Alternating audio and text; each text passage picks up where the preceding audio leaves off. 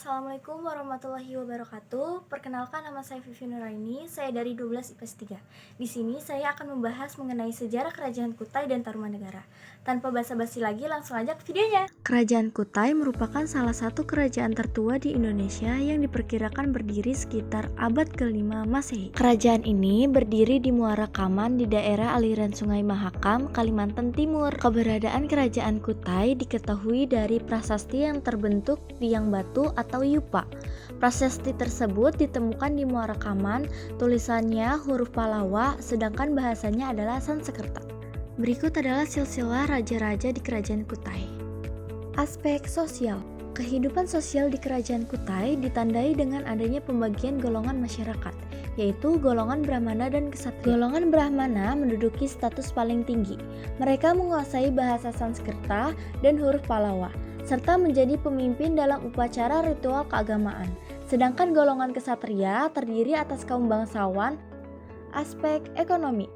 Kerajaan Kutai terletak di tepi Sungai Mahakam, sehingga masyarakat banyak berpencaharian di bidang pertanian. Selain pertanian, mereka juga melakukan perdagangan. Bahkan diperkirakan sudah terjadi hubungan dagang dengan bangsa luar. Sebab jika dilihat dari letak geografisnya, Kerajaan Kutai berada pada jalur perdagangan antara Cina dan India. Masa kejayaan Kerajaan Kutai. Berdasarkan prasasti Yupa, Kerajaan Kutai mencapai puncak kejayaan pada masa pemerintahan Raja Mulawarman.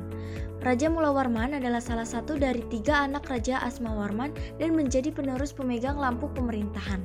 Di masa pemerintahan Raja Mulawarman, kerajaan ini mencapai masa kejayaan. Di masa kejayaannya ada banyak prestasi yang didapatkan oleh Kerajaan Kutai. Yang pertama, jumlah masyarakat dengan pendidikan tinggi cukup banyak. Yang kedua, mereka menguasai huruf Pallawa dan bahasa Sanskerta. Yang ketiga, aspek politik lebih stabil hingga para golongan Brahmana mendirikan tugu sebagai bukti masa kejayaannya. Yang keempat, dari segi ekonomi, banyak masyarakat yang mengembangkan produksi pertanian dan hasil peternakan dalam jumlah besar. Dan yang terakhir, mereka juga menjadi pedagang hingga melakukan perdagangan internasional. Keruntuhan Kerajaan Kutai. Keruntuhan Kerajaan Kutai terjadi mulai dari berakhirnya masa kepemimpinan Raja Mulawarman. Kondisi Kerajaan Kutai mulai kurang kondisif dan tidak pasti. Kerajaan ini pada akhirnya runtuh di tangan Kesultanan Kutai yang menganut ajaran Islam pada tahun 1635, yang dimana raja terakhirnya adalah Raja Dharma Setya gugur saat perang di tangan Pangeran Sinupanci Mendapat. Kerajaan Tarumanegara. Tarumanegara atau Kerajaan Taruma adalah kerajaan tertua kedua di Nusantara setelah Kerajaan Kutai yang meninggalkan bukti arkeologi. Kerajaan ini didirikan pada tahun 358 oleh Jayasingawarman. Kerajaan Tarumanegara adalah kerajaan yang berdiri di tepi Sungai Cisadane, tepatnya di Jawa Barat. Terdapat 6 bukti prasasti yang berhubungan dengan Kerajaan Tarumanegara yang ditemukan di daerah Jawa Barat, Jakarta, dan Banten. Yang pertama, prasasti Kebun Kopi 1. Yang kedua, prasasti Jambu. Yang ketiga, prasasti Pasir Awi. Yang keempat, prasasti Ciareteun. Yang kelima, prasasti Cidanghiang di Pandeglang, Banten. Yang keenam, Muara Cianten, Jawa Barat. Berikut merupakan silsilah raja-raja di Kerajaan Tarumanegara. Aspek sosial. Yang pertama, adanya kelas sosial. Kehidupan sosial dalam Kerajaan Tarumanegara ditandai dengan adanya 3 kelas sosial, yaitu bangsawan, rakyat biasa, dan budak. Yang kedua, kaum Brahmana. Kerajaan Tarumanegara merupakan kerajaan kuno yang memiliki corak Hindu. Oleh karena itu, kerajaan sangat memerhatikan kaum Brahmana yang dianggap penting dalam memimpin upacara-upacara ritual di dalam Kerajaan Tarumanegara. Yang ketiga, perdagangan yang aktif. Kerajaan Tarumanegara juga dikenal dengan kegiatan perdagangan yang sangat aktif. Pada masa itu, kerajaan ini dikenal sebagai pusat perdagangan rempah-rempah, emas, dan perak. Namun, ada beberapa sejarawan yang berpendapat bahwa Kerajaan Tarumanegara juga terlibat dalam perdagangan budak. Yang terakhir, pendidikan dan peradaban.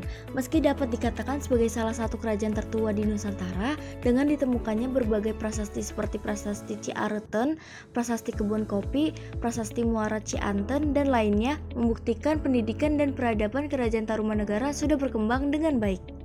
Aspek ekonomi, kehidupan ekonomi masyarakat Kerajaan Tarumanegara mengandalkan pertanian dan perdagangan.